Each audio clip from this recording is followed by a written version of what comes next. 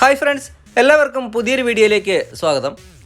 ഇന്ന് നമ്മൾ നോക്കുന്നത് ബാൽസം ചെടികൾ എങ്ങനെയൊന്ന് ഹാങ് ചെയ്തിടാമെന്നാണ്. സാധാരണയായി ബാൽസം ചെടികൾ നമ്മൾ ഹാങ് ചെയ്തിടാറില്ല, അത് ചട്ടിയിലോ നിലത്തൊക്കെയാണ് നടാറ്.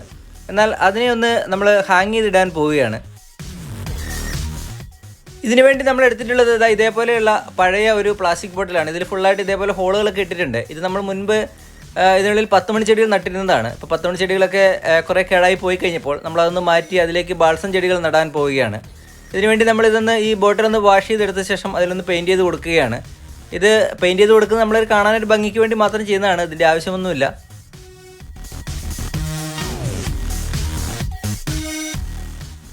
അങ്ങനെ നമ്മുടെ പ്ലാസ്റ്റിക് ബോട്ടിൽ നല്ല രീതിയിൽ തന്നെ നമ്മളൊന്ന് പെയിൻറ്റ് ചെയ്തെടുത്തിട്ടുണ്ട്. നമ്മൾ സാധാരണ ചട്ടിക്കൊക്കെ അടിച്ചുകൊണ്ടിരുന്ന ആ പെയിൻറ്റ് തന്നെയാണ് ഇതിലേക്ക് അടിച്ചിട്ടുള്ളത്.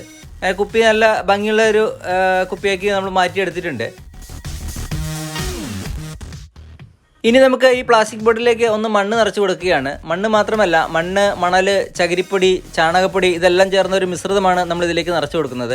ഇതിലേക്ക് മണ്ണെടുക്കുമ്പോൾ അധികം വലിപ്പമുള്ള കല്ലുകളൊന്നും വരാതിരിക്കാനായിട്ട് പ്രത്യേകം ശ്രദ്ധിക്കണം.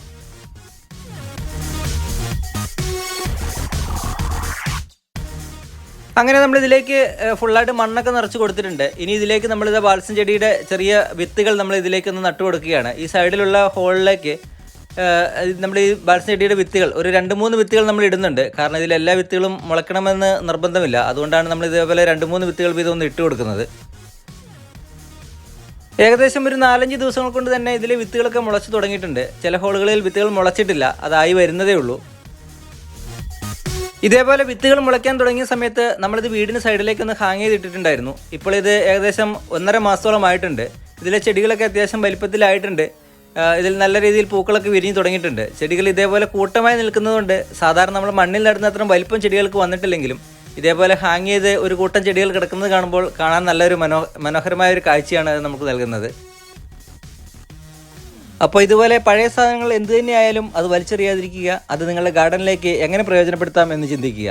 അതിനുള്ള ഐഡിയകൾക്കായി ഇടയ്ക്കിടെ ഈ ചാനൽ ഒന്ന് സന്ദർശിക്കുക. എന്നത്തെയും പോലെ ഇന്നത്തെ ഈ വീഡിയോ നിങ്ങൾക്ക് ഇഷ്ടമായി എന്ന് വിചാരിക്കുന്നു. വീഡിയോ ഇഷ്ടമായാൽ ലൈക്ക് ചെയ്യുക, നിങ്ങളുടെ കൂട്ടുകാർക്കായി ഷെയർ ചെയ്യുക.